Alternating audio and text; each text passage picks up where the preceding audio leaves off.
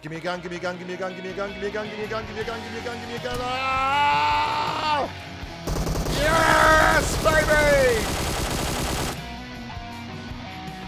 Well, hello there, humans, hippies, earthlings, whoever you are, wherever you are, whatever you're doing, and whoever you're lucky enough to be doing it too.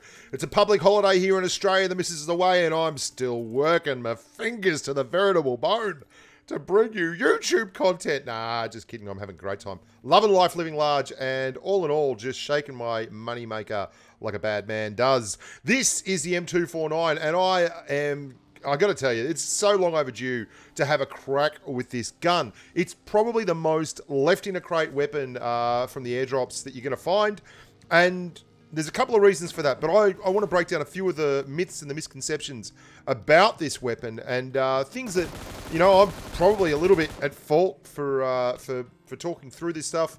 I've never really included this on my most damaging guns kind of spread list and things like that, because I kind of screwed up the maths on it. But to be honest, it's a 45 base damage 5.56 round. Now, that's the highest damage 5.56 round. It's the same damage you get out of a Mini 14. But the gun's got the same rate of fire as a Groza. A Graza, as it's correctly pronounced, apparently, by people who, you know, speak Russian and stuff. Like, if you're going to be like that, come on, learn to speak Australian like the rest of us. Now, the Graza is a phenomenally good gun in terms of damage output.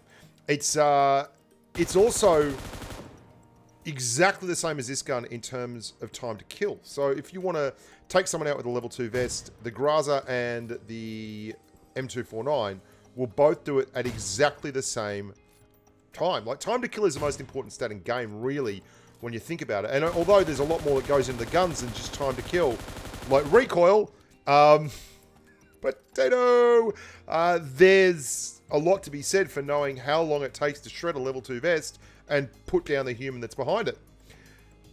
One thing I would say about this gun, the recoil is absolutely brutal. And one of the things I do pride myself on in my gameplay is controlling recoil. And you can't spray with this thing. Like the Graza, sorry, is tough enough in terms of recoil. But the M249, wow, its recoil is just off the charts, which is tough because one of the things you really want to do with the gun is hold down the trigger. And the reason for that is its big competitive advantage is that it can fire out 100 rounds in a row without ceasing, and it can do it at the same pace as the Graza. So, you know, it's a big thing to be able to do that, and not doing it is hard. It's really hard to just be conservative with this weapon. I ran it for a day or so, just picking up M249s at a crates, and I wanted cheaper chicken dinners with it, and had a lot of fun, and had a lot of moments like this, just smashing in and assaulting, because if you're going to use this gun and you're not going up close and personal, then, I mean, he had an M249 too, but there can only be one M249 Highlander. If you're not going up close and personal, what's the point? Like, it's like using an M762 or a Graza or, you know, a freaking flamethrower. Like, you've got to be in their face. And if you're not in their face, then the likelihood of it being, yeah, I mean, like, that's exceptionally hopeful. The most optimistic burst you will see this week.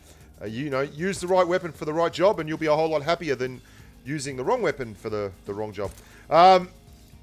What else do I really want to talk about with the M249? The scope that I found that worked best, and you're talking, remember, this is coming from me, someone who, I mean, I feel fairly confident in saying that I handle recoil pretty bloody well. I have a lot of people on my streams say, how are you controlling the recoil like that? Like, what are your settings? What are your sensitivity settings? This kind of stuff. And I think it's got the worst recoil in the game, and there's nothing you can do about it. Like, you can't mount a compensator on it. You can't mount a lower rail attachment. All you can do is, the only form of recoil, you know, mitigation you have is those 2 thumbs up. You know, that's what you got. So I use a two times scope on it. When I tried it for a bunch with the 3 times, which is the standard scope I run on all my ARs, like my 5.56 ARs, when I'm bursting, well, when I'm in full auto, and I can control like a QBZ, no worries, or an M416, no worries, or a SCAR, no worries. But controlling this thing with a 3 times, it's just like a wall of recoil building up slowly, and the gun starts spraying all over the place like a mad human's poop. It's just ridiculous. You don't want to be running this thing with the finger held down, or you're going to be very ineffective. What you do want to do with this gun, and that's why I use the 2x scope, by the way, because the 3x, it's just so much harder to control the recoil with a bigger scope. What you do want to do with this gun is pre-fire, and you want to do it at close ranges. You want to get up close and personal so that when you come around a corner, you can hold that button down. And, I mean, I know I've just carried on about the recoil and not being able to control it, but you can see the difference for me between running a 3x scope and a 2x scope. That extra magnification just moves the gun around too much. It's too much to control that kind of magnification, but the 2x just seems to be perfect for it. That's a bot. It's a bot. I'm not claiming that that's not a bot. That's a bot. Bot just going up and looting someone. Don't get all upset at me in the comments. It's a bot. Should you pick this gun up? Hell yeah. It's great in squad fights, especially when you're in those big, prolonged brawls towards the end of the game. You can pre-fire, run around the corner, and just keep pre-firing. And I've actually cheated a little bit. I've added another 40 rounds of 5.56 onto the end of this gun because I've got a QBZ95. So I'm running QBZ95 and an M249. I mean, it takes out doors. It just generally shreds structures.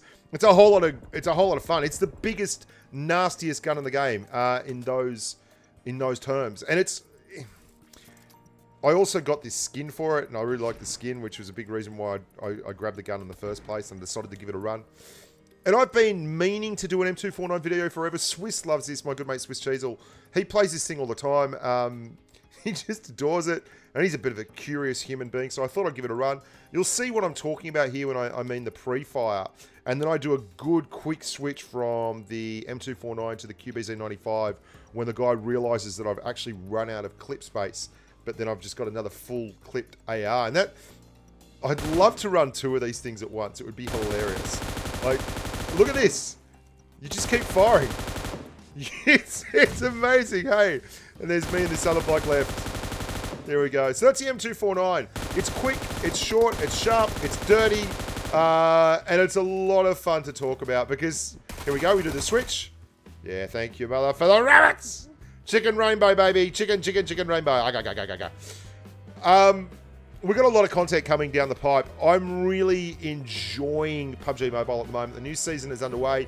I'm also designing a t-shirt. I've had a couple of really good, well, not contributions so much, but people have come up with really good design ideas and have sent me the image itself, quick mock-ups of a chicken rainbow, like with a chicken and a rainbow, and you know, and various terms across it that are germane to the channel and the conversation, like get that up here, you grubs, and that kind of weird stuff. Oh, I love this shot. This is great. This is great. This guy's coming along in a skidoo at 1,000,000 miles an hour, and we just turn around with the highest recoil gun I can find, and just blow him the hell away with a couple of clutch headshots. Yeah, thanks very much. That seems legit. I'm Bushka. You guys are wonderful. Thank you so much for being part of a great community. Thank you so much for having me in your hacienda today. And make sure you look after each other. Be nice to each other. No toxicity, baby. We're all about the love. And as always, stay safe on the battlefield. And if you want to give me a design for a t-shirt, throw it in the community section. It's on my channel. There's a community section there. Till next time. Bye for now.